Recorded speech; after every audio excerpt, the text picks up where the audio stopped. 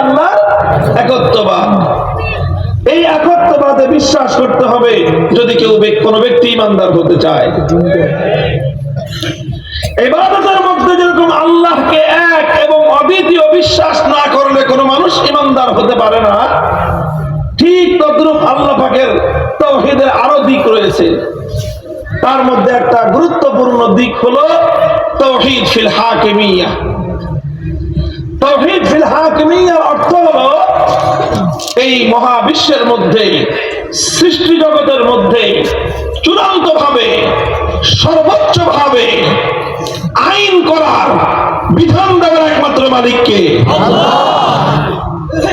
আইন করার অধিকার একমাত্র আল্লাহ, চূড়ান্ত ভাবে বিধান দেওয়ার অধিকার একমাত্র আল্লাহ। এখন আল্লাহ যে বিধান দিবেন, আল্লাহ যে আইন করবেন, আল্লাহর আইনের জায়গায় যদি অন্য কোন গায়রুল্লাহ আইন করে, সেই গায়রুল্লাহকে বলা হয় তাগুত। যেরকম আল্লাহর জায়গায় অন্য কারো ইবাদত করা হলে তাকে বলা হবে তাগুত, ঠিক তদ্রূপ আল্লাহর আইনের জায়গায় অন্য কেউ যদি আইন করে তাকেও বলা হবে তাগুত। তোমাকে একমাত্র আল্লাহকেই যেরকম ইবাদত করতে হবে, একমাত্র আল্লাহকেই মাবুদ বিশ্বাস করতে হবে, অন্যথায় তুমি ইমানদার হতে পারো না।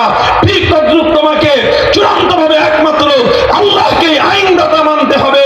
আল্লাহর জায়গায় অন্য কোন মানুষকে, কোন মাখলুককে যদি কেউ আইনদাতা বিশ্বাস করে, সে ব্যক্তিও ইমানদার হতে পারে না। মুহতারাম হাজিরিন, এটা খুব গুরুত্বপূর্ণ কথা, খুব গুরুত্বপূর্ণ কথা, ঈমানের সাথে সংশ্লিষ্ট। আর এই ঈমানের বিষয়টা মুসলমানদের কাছে পরিষ্কার না থাকার কারণে হাজার হাজার, লক্ষ লক্ষ নয়, কোটি কোটি মুসলমান তারা নামধারী ঈমানদার, কোরআনের ভাষায় ইয়াজুমুনা আন্নাহুম আমানু, তারা দাবি করে ঈমানদার, অথচ প্রকৃত অর্থে সব হলো বেঈমান। কারণ আচ্ছা বলেন তো, একজন মানুষ যদি প্রতিদিন দিনের 24 ঘন্টার মধ্যে 23 ঘন্টা 55 মিনিট আল্লাহর ইবাদত করে, আর শুধুমাত্র 5 মিনিট সে দুর্গার পূজা করে, এই ব্যক্তি ইমানদার না বেঈমান? কেন? সে তো 23 ঘন্টা 55 মিনিট ইবাদত করলো কার? আল্লাহ। দুর্গার পূজা করছে মাত্র কয় মিনিট? আচ্ছা 5 মিনিট না, আরো কম কম, 1 মিনিট। শুধু 1 মিনিট আল্লাহ পাকের, শুধু 1 মিনিট সে দুর্গার পূজা করলো। এইভাবে প্রতিদিন 1 মিনিট শুধু দুর্গার পূজা করে, আর 23 ঘন্টা 59 সেকেন্ড আল্লাহর ইবাদত করে, ইমানদার না বেঈমান? কারণ ইবাদতের মধ্যে এক আল্লাহর সঙ্গে এক মুহূর্তের জন্য অন্য কাউকে শরীক করলে ঈমান থাকে না। তো ভাই, ইবাদতের যেরকম ইবাদতের মধ্যে আল্লাহর একত্ববাদ মানতে হয়, ঠিক তদ্রূপ আইন করার ক্ষেত্রে, বিধান দেওয়ার ক্ষেত্রে আল্লাহর একত্ববাদকে না মানলে একজন মানুষ ঈমানদার থাকতে পারে না। আইনের ক্ষেত্রে আল্লাহকে মানুষ কোন আইন করতে পারবে না, মানুষ কোন আইন করতে পারবে না। এই প্রশ্নের জবাব হলো যে না, পারবে। মানুষ আইন করতে পারবে, তবে এক শর্তে। কয় শর্তে? কি শর্ত?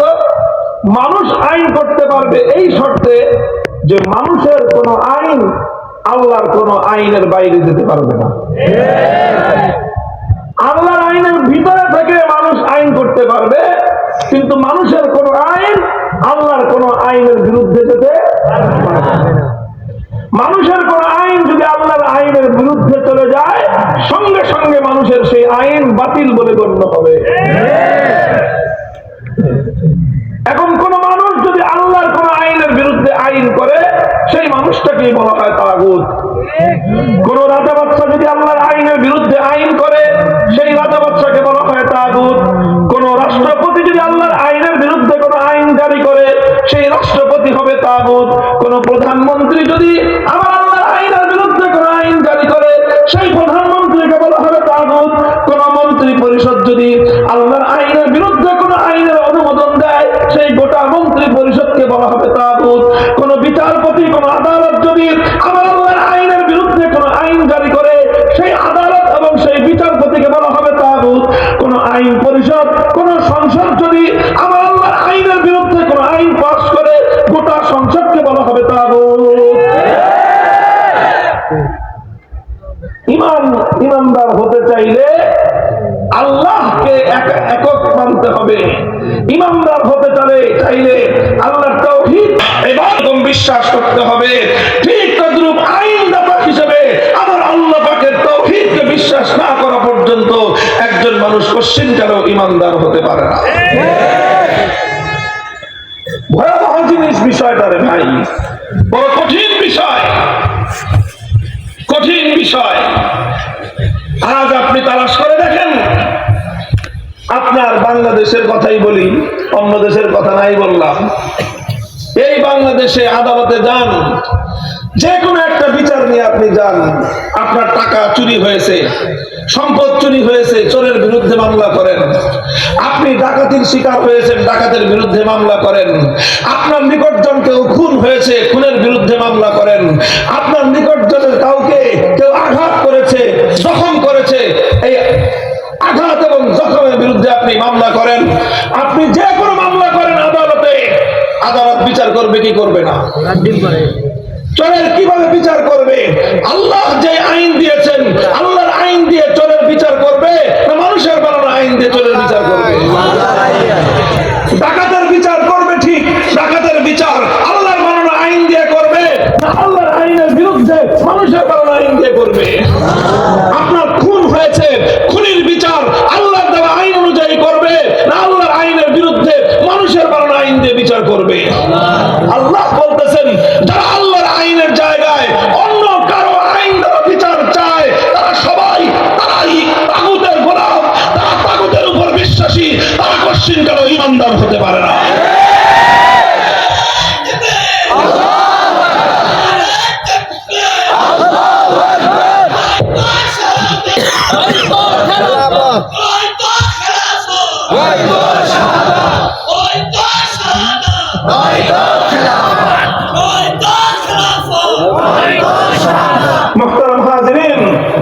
বিষয়টা বড় জটিল একটা জায়গা।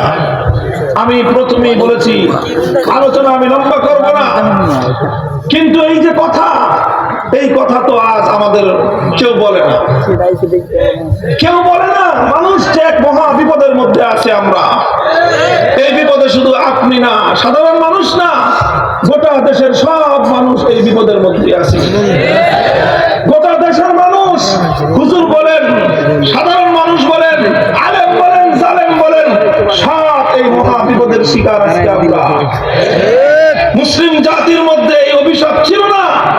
মুসলমানরা শত শত বছর পর্যন্ত এটা কল্পনাও করতে পারত না যে আল্লাহর আইনের পরিবর্তে মানুষ কোন আইন বানাতে পারে, মানুষ এত বড় গাদ্দার হতে পারে।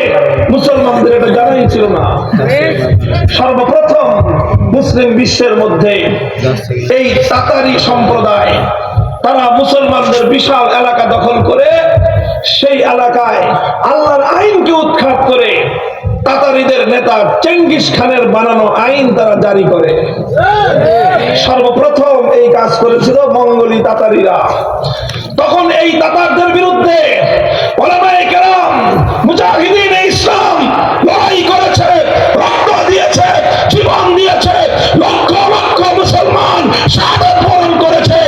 এক মুহূর্তের জন্য আল্লাহর আইনের পরিবর্তে মানব রচিত আইনকে তারা মেনে নেয় নাই। শাইখুল ইসলাম ইবনে তাইমিয়া রাহমাতুল্লাহি আলাইহি ৬ বার কারারুদ্ধ হয়েছেন। জীবনের দীর্ঘ সময় তিনি কারাগারে কাটিয়ে দিয়েছেন। জীবনের সুখ আর আনন্দগুলোকে কোরবানি করে দিয়েছেন। কোন গায়রুল্লাহর আইনের সামনে মাথা নোয়ার নাই।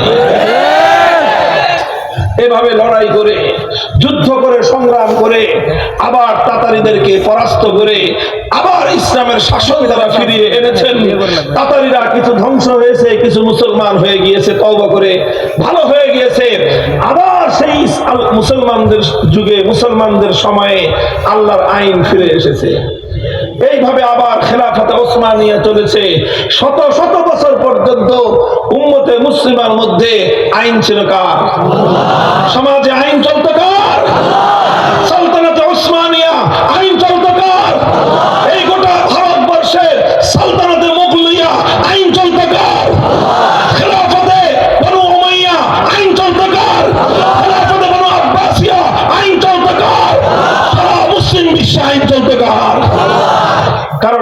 মুসলমানরা এই কথা কল্পনাই করতে পারতো না যে আল্লাহর আইনের জায়গায় কোন মানুষের আইন